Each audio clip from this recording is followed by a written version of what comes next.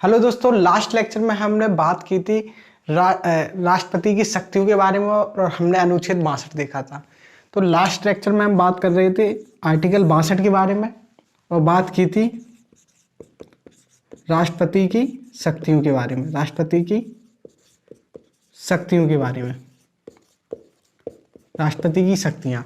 तो राष्ट्रपति की शक्तियाँ में हमने देखा था, एक थी विवेकाधिकार शक्ति, विवेकाधिकार शक्ति। दूसरी देखी थी हमने विशेषाधिकार शक्ति। तीसरी हमने देखी थी सैन्य शक्ति। एक देखी थी हमने राजनीतिक शक्ति। और इसी प्रकार से हमने कुछ एक दो और शक्तियां देखी थी, जैसे विधायी शक्ति। तो इन सब बारे में हम बात कर चुके थे अपने लास्ट लेक्चर में। अब हम बात करेंगे आर्टिकल 63। अब जो आर्टिकल 63 स्टार्ट होगा उसमें हम बात करेंगे उपराष्ट्रपति के बारे में। अभी हमने जो आर्टिकल जो 52 से जो 62 तक जो बात थी वह किसकी थी? राष्ट्रपति की थी। लेकिन अब जो हम बात करेंगे वह बात करेंगे हम उपराष्ट्रपति के बारे में। चलिए देखते हैं उपराष्ट्रपति के बारे में, बात करते हैं क्या क्या उसमें प्रावधान है, उनकी क्या क्या योग्यताएं हैं, उनके बारे में क्या क्या शक्तियां या क्या क्या बातें उनके बारे में की गई हैं। चलिए देखते हैं। जैसा कि हमने बताया कि जो उपराष्ट्रपति पद की यानी उपराष्ट्रपति पद की जो चर्चा होती है वह स्टार्ट होती है आर्टिकल 63 से। तो यहीं से हम देखेंगे। आर्टिकल 63 में बात है उपराष्ट्रपति पद के बारे में, यानी इसमें बात की गई उपराष्ट्रपति पद की चर्चा की बात है। उपराष्ट्रपति पद की चर्चा है इसमें आर्टिकल 63 में। तो क्या कहा गया है? जो उपराष्ट्रपति का पद है वह कहाँ से लिया गया है? यूएसए के संविधान से लिया गया है। ठीक है, तो जो हमारे संविधान में जो उपराष्ट्रपति का पद है वह कहाँ से लिया गया है? उपराष्ट्रपति यूएसए से लिया गया है। अब इसका क्या क्या कार्य है हम आगे देखेंगे। फिर हम बात करेंगे आर्टिकल 64 की। तो आर्टिकल 64 में चर्चा है कि जो भारत का उपराष्ट्रपति होगा वही राज्यसभा का क्या होगा? सभापति होगा। यानी क्या लिखेंगे इसमें? उपराष्ट्रपति ही क्या होगा? राज्यसभा का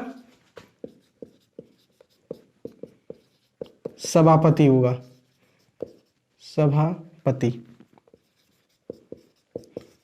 होगा। किसमें चर्चा? आर्टिकल 64 में क्या कह रखा है कि जो भारत का उपराष्ट्रपति होगा वही राज्यसभा का सभापति होगा। अब इसमें एक बात आती है कि जो अब हमारे भारत के उपराष्ट्रपति को राज्यसभा का सभापति क्यों बना गया, यानी उसको दो दो काम क्यों दिए गए?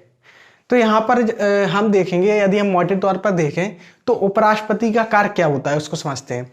तो उपराष्ट्रपति का कार्य क्या होता है कि जब राष्ट्रपति अपने पद पर अनुपस्थित हो, यानी राष्ट्रपति अनुपस्थित हो, तब ऐसी स्थिति में उपराष्ट्रपति राष्ट्रपति पद का कार्य करेगा। ये हमारे आर्टिकल 65 में चर्चा है, जब हम आगे बात करेंगे। तो क्या हो? जब राष्ट्रपति अनुपस्थित हो तो ऐसी स्थिति में उपराष्ट्रपति राष्ट्रपति का कार्य करेगा। लेकिन जब तक राष्ट्रपति अपने पद पर है फिर उपराष्ट्रपति का क्या कार्य है? उपराष्ट्रपति तो खाली है, मतलब कोई कार्य नहीं कर रहा है।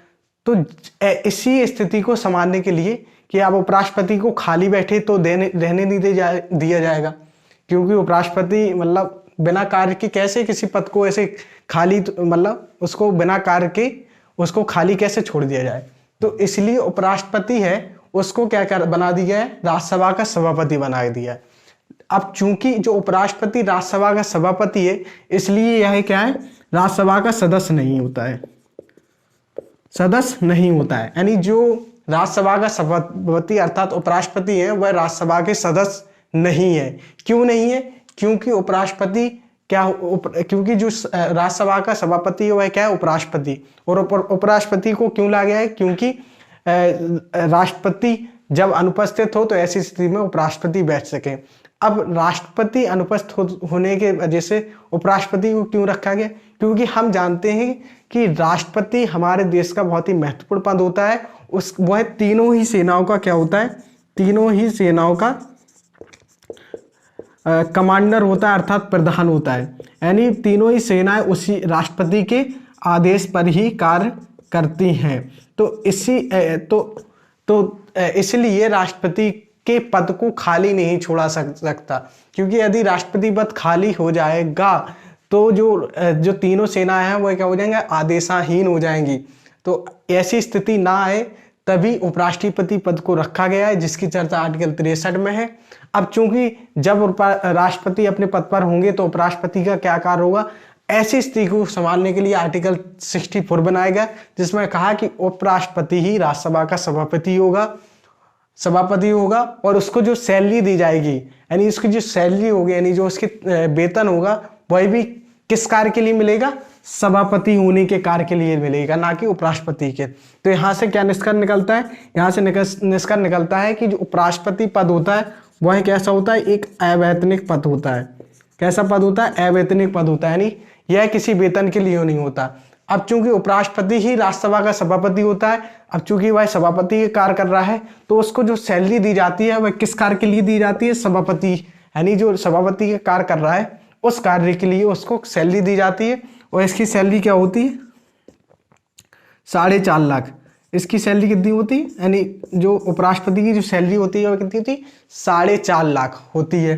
लेकिन यह जो सैलरी होती है वह उसको राज्यसभा के सभापति होने के नाते उसको सैलरी मिलती है, ना कि उपराष्ट्रपति के होने के खातिर। क्योंकि जब तक राष्ट्रपति उपस्थित है तब तक उपराष्ट्रपति का कोई कार्य नहीं है, इसलिए उपराष्ट्रपति को राज्यसभा का सभापति बना दिया गया है। ठीक है। और जो उपराष्ट्रपति होता है, यानी जो सभापति है, वह राज्यसभा का सदस्य नहीं होता है। तो यहाँ पर बात निकल के आती है कि जो उपराष्ट्रपति होता है वह क्या करता है, एक तो उपराष्ट्रपति पद पर होता है, दूसरा वह राज्यसभा का सभापति होता है। लेकिन उसको जो सैलरी मिलती है वह किसके लिए मिलती है, राज्यसभा का सभापति होने के मिलती है, ना कि उपराष्ट्रपति पद पर होने के कारण। ठीक है, चलिए। तो यहाँ पर हमने बात की आर्टिकल 63, 64। अब बात करेंगे हम आर्टिकल 65 की। चलिए दोस्तों, अब बात करते हैं आर्टिकल 65 की। तो आर्टिकल 65 में कह रखा है कि राष्ट्रपति की अनुपस्थिति में उपराष्ट्रपति ही कार्यवाहक राष्ट्रपति, यानी जब यदि राष्ट्रपति उपस्थित ना हो, यानी राष्ट्रपति की अनुपस्थिति में जो उपराष्ट्रपति है वही कार्यवाहक राष्ट्रपति के रूप में कार्य करेगा। और ऐसी स्थिति में वह उपराष्ट्रपति यानी राष्ट्रपति की सारी शक्ति का प्रयोग करेगा। ठीक है, जो भी राष्ट्रपति के पास शक्तियां होती हैं, और उसको जो तनख्वाहें, जो सैलरी, वेतन, आवास, वो सारी शक्तियां किसके, राष्ट्रपति के समान ही मिलेंगी जब तक वह राष्ट्रपति पद पर रहेगा। ठीक, तो इसमें क्या कह रखा है कि राष्ट्रपति की अनुपस्थिति में, राष्ट्रपति की अनुपस्थिति में उपराष्ट्रपति ही क्या करेगा, कार्यवाहक राष्ट्रपति का कार्य करेगा। कार्यवाहक राष्ट्रपति का कार्य करेगा। जब तक यानी राष्ट्रपति अनुपस्थित रहेंगे तब तक जो उपराष्ट्रपति होगा वही कार्यवाहक राष्ट्रपति के कार्य करेगा। और ऐसी स्थिति में उसकी जो भी, यानी राष्ट्रपति की जो भी शक्तियां होंगी वह सभी शक्तियां क्या होगा, कार्यवाहक राष्ट्रपति के पास होंगी। वह राष्ट्रपति भवन में रहेगा। जितनी भी सारी शक्तियां, जैसे सैन्य शक्ति, राजनीतिक शक्ति, विधायी शक्ति, कार्यपालिका शक्ति, राजनीतिक शक्ति, जो भी शक्तियां हैं वह सारी कार्यवाहक राष्ट्रपति ही करेगा। ठीक, लेकिन जब उपराष्ट्रपति कार्यवाहक राष्ट्रपति बन जाएगा तो ऐसी स्थिति में वह क्या होगा, सभापति, यानी राज्यसभा के सभापति का कार्य नहीं करेगा। क्या कार्य नहीं करेगा, सभापति का कार्य नहीं करेगा। जब उपराष्ट्रपति कार्यवाहक राष्ट्रपति के रूप में कार्य करेगा, ऐसी स्थिति में वह राज्यसभा के सभापति का कार्य नहीं करेगा, क्योंकि अब वह क्या है, राष्ट्रपति बन चुका है। ठीक, और ठीक, तो ये सारी बातें थी। क्या कहा गया, एक बार फिर से इसको दोहरा लेते। आर्टिकल 65 में कहा गया है कि राष्ट्रपति की अनुपस्थिति में उपराष्ट्रपति ही कार्यवाहक राष्ट्रपति के रूप में कार्य करेगा। और ऐसी स्थिति में वह राष्ट्रपति की सारी ही शक्तियों का प्रयोग करेगा जो एक राष्ट्रपति के पास होती हैं। और जब उपराष्ट्रपति कार्यवाहक राष्ट्रपति के रूप में होगा तो वह राज्यसभा के सभापति का कार्य नहीं करेगा। ओके, ठीक, तो ये था हमारे आर्टिकल 65। अब बात करेंगे हम आर्टिकल 66 की। चलिए दोस्तों, अब बात करते हैं आर्टिकल 66 की, यानी 66 की। तो इसमें बात की गई है उपराष्ट्रपति के निर्वाचन की। इसमें बात की गई है उपराष्ट्रपति का निर्वाचन। यानी इसमें उपराष्ट्रपति के निर्वाचन की चर्चा है। तो उपराष्ट्रपति का निर्वाचन सेम उसी प्रकार होता है जिस प्रकार राष्ट्रपति का निर्वाचन होता है। तो हमने जब राष्ट्रपति पढ़ रहे थे उस समय हमने बताया था कि राष्ट्रपति का निर्वाचन एकल संक्रमणीय आनुपातिक पद्धति द्वारा अप्रत्यक्ष रूप से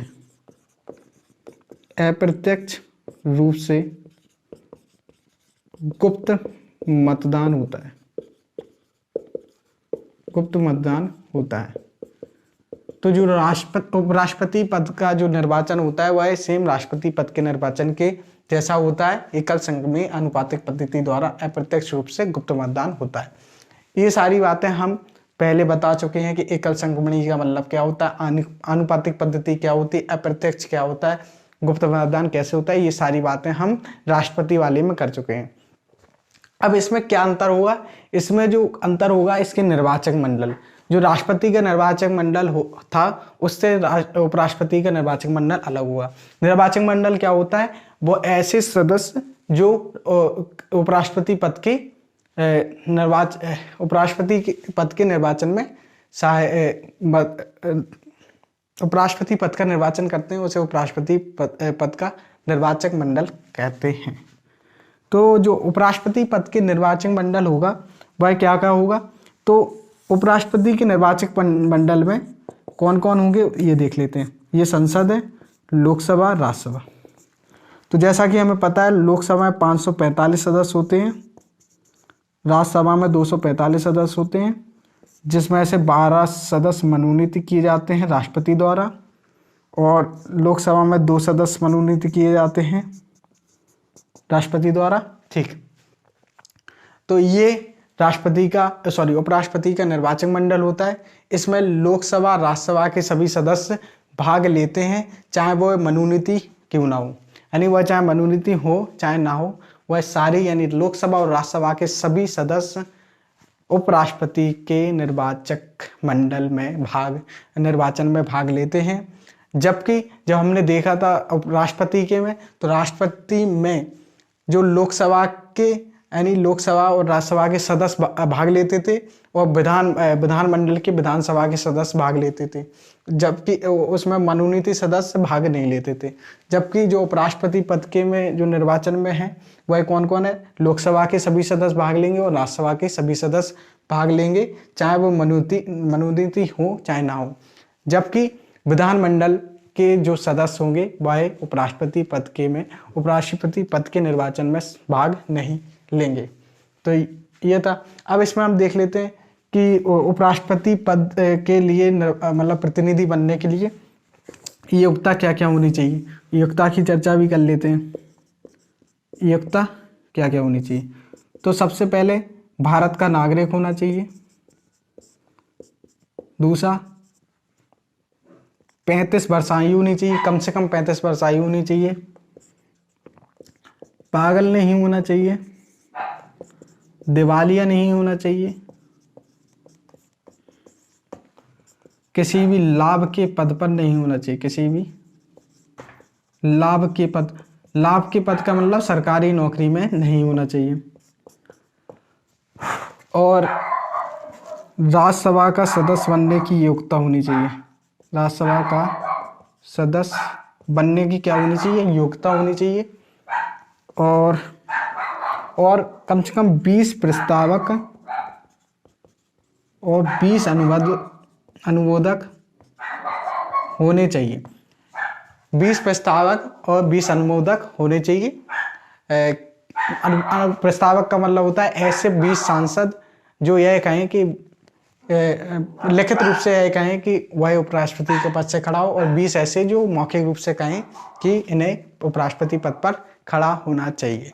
तो ये थी उपराष्ट्रपति पद के निर्वाचन की चर्चा, जो क्या था, एकल संक्रमणीय आनुपातिक पद्धति द्वारा अप्रत्यक्ष रूप से गुप्त मतदान होता है। ये सेम उसी प्रकार है जैसे राष्ट्रपति पद के निर्वाचन में होता है। अंतर क्या था, निर्वाचक मंडल में अंतर था। राष्ट्रपति के निर्वाचक मंडल में क्या था, लोकसभा राज्यसभा के मनोनीत सदस्यों को छोड़कर बाकी सभी सदस्य भाग लेते हैं और विधानमंडल के विधानसभा के सदस्य भाग लेते हैं।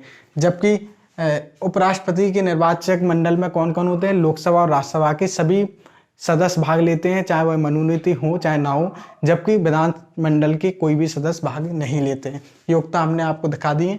अब आज के लेक्चर में इतना ही रहने देते हैं। अगले लेक्चर में हम बात करेंगे उपराष्ट्रपति के महाभियोग के बारे में और बात करेंगे उपराष्ट्रपति के महाभियोग के बारे में और उपराष्ट्रपति के कार्यकाल के बारे में। मिलते हैं अगले वीडियो में, तब तक के लिए गुड बाय, धन्यवाद।